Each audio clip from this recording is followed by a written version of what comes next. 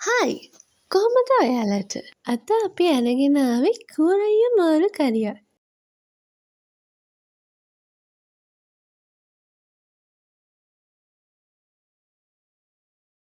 මේ විදියට කූරයිය මාළු ටික මැටි හට්ටියකට එකතු කරගෙන කහ ගම්මිරිස් ලුණු මාළු කරි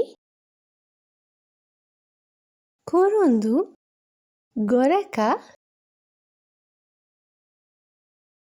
සුදුලුණු ඉඟුරු රම්පෙ කරපිංච වතුර එකතු කරගෙන ලිපේ තියලා හොඳින් පිසගන්න.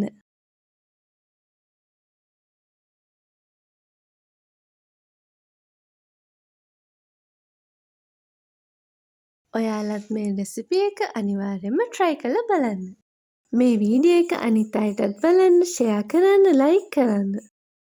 මේ වගේ තවත් වීඩියෝ බලන්න කැලිස්ටපස් YouTube channel එක subscribe කරන්න.